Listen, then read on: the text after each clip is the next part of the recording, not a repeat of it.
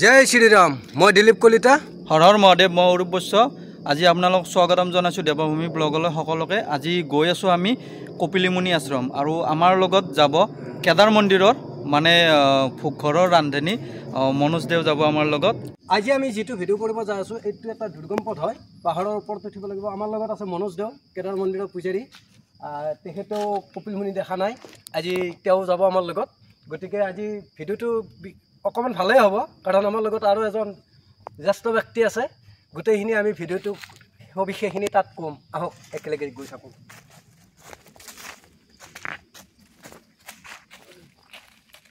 বৰ্তমান আমি আহি এই কপিলমুনি আশ্ৰম পালোঁ। মনোজ দেৱটো একেবাৰে ভিতৰত সোমাই গ'ল। যি নহওক আমি এই কপিলমুনিৰ বিষয়ে আজি ইয়াতে আলোচনা কৰিম আৰু গুফাকেইটা দেখুৱাম, আহক। ইয়াতে এটা মতবাদ মতে যেতিয়া পঞ্চপাণ্ডৱ বনবাস খাটিছিল, সেই বনবাস খাটি থাকোঁতে কপিলমুনিয়ে ইয়াত আশ্ৰম পাতি নামনিত খেতি পথাৰ কৰিছিল। আৰু সেই খেতি পথাৰত যেতিয়া মহাদেৱৰ সাৰগুৰু নন্দী কুঁহিয়াৰ ধ্বংস কৰিছিল খাই দে, সেই সময়ত কপিলমুনি খুব ক্ৰোধত যায় ভীমক ধৰিছিল। ভীমৰ লগত আছিল কাৰ্তিক। ভীমে মানে মুনিয়ে অভিশাপ দিব বুলি ভয় খাই গৰুটোৰ নেজত ধৰি পকাই পকাই দলি মাৰি দিলে, যিটো সাৰগুৰু হিচাপে আছে। সেই এটা মতবাদ। আৰু আন এটা মতবাদ মতে সেইটো নন্দী বুলিতো কয়, আন এটা মতে গোকৰ্ণ শিৱ বুলি কয় সাৰগুৰুটোক। কিন্তু সেই সময়তে কপিলমুনি ইয়াত থকা বুলি উল্লেখ আছে। যি নহওক ইয়াতে কপিলমুনি গুফাটোত আছিল এনেধৰণত আপোনালোকক ৰূপে দেখুৱাব। ইয়াতে যিবিলাক মানে এই ৱালখন দেখিছে নহয়, এনেকুৱা ৱাল আছে। এইবিলাক আজিৰ ৱাল নহয়, এইটো শিলৰ ওপৰত এই মাটিৰে প্ৰলেপ দিয়া। এইফালেও দেখিছে নহয়, এইফালে অৰূপ ভাইটিক দেখুৱাবলৈ মই অনুৰোধ কৰিম। এই যে আছে এইবিলাক তাৰমানে এই কপিলমুনিয়ে এনেকুৱা কৰি বনোৱাৰ দৰে বনোৱা বুলি বিশ্বাস।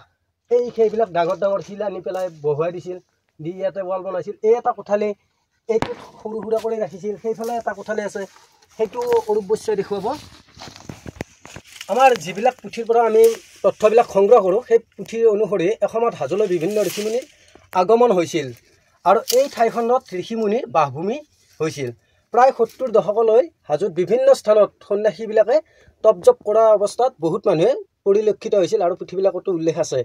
কপিলমুনিও কেদাৰ মন্দিৰৰ দক্ষিণ পশ্চিম দিশত, অৰ্থাৎ এই ঠাইখিনিত মদনাচল পাহাৰে পৰে।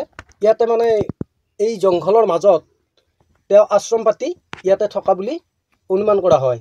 আৰু ইয়াত যে শিলৰ গুফাকেইটা তেওঁ সুন্দৰকৈ তাৰমানে সজাই পৰাই লৈছিল। এতিয়া মানে লাহে লাহে যেতিয়া কোনো নাথাকে, এতিয়া অকণমান বেয়া হৈ যায় আছে। আৰু অকণমান ভিতৰত গ'লে দেখা পোৱা যাব যে তাত এটা আৰু ভিতৰৰ ফালে গুফা আছে। মই অৰূপ ভাইটিক লগত লৈ পেলাই অলপ সোমাই যাওঁ, যিখিনি পাৰোঁ সেইটো দেখুৱাবলৈ। এই গুফাটোত তাৰমানে কপিলমুনি আছিল আৰু এই গুফাটোৰ সেইফালে যিটো আছে নহয়, এটা সুৰংগ সোমাই গৈছে। সেইটো মোটামুটি 8-10 ফুটমান ভিতৰলৈ আছে। আজি আমি ভিতৰত নোসোমাওঁ, কাৰণ এই বাৰিষা কালত মানে অসুবিধা হ'ব পাৰে, কিবা সৰ্প চৰ্প থাকিব পাৰে, মানে সাপ চাপ থাকিব পাৰে। গতিকে আমি আৰু ভিতৰত নোসোমাওঁ জীৱনটোক তৈচ্ছল্য কৰি।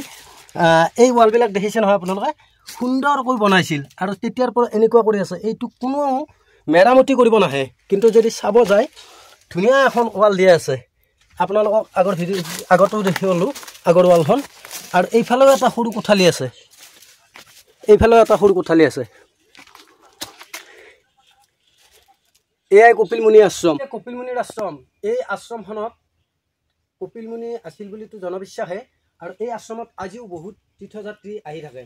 গতিকে এই অনুষ্ঠানটোত যিবিলাক তীৰ্থযাত্ৰী আহে, তেওঁলোকে অহাৰ বাবে কোনো ধৰণৰ পথবিলাক সুগম নহয়, বৰ দুৰ্গম পথ।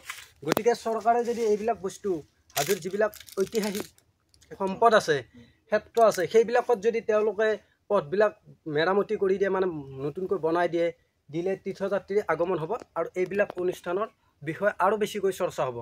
গতিকে আমি এই বস্তুটো চৰকাৰক লগতে যিবিলাক আমাৰ ওচৰে পাঁজৰে মানুহ আছে তেওঁলোককো অনুৰোধ কৰিম যে এইটোৰ বিষয়ে আমি চিন্তা কৰিবৰ সময় হৈছে। যিয়ে নহওক আমি আজি ভিডিঅ'টো ইমানতে সামৰণি মাৰিম। আমাৰ ভিডিঅ' চাই যদি আপোনালোকে ভাল পায় বা আমাৰ কিবা ভুল হয়, আপোনালোকে কমেণ্ট কৰি জনাব।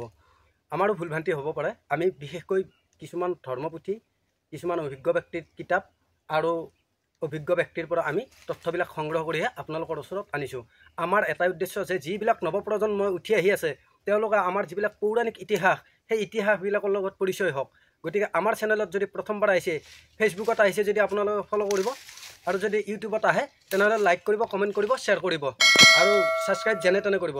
ধন্যবাদ।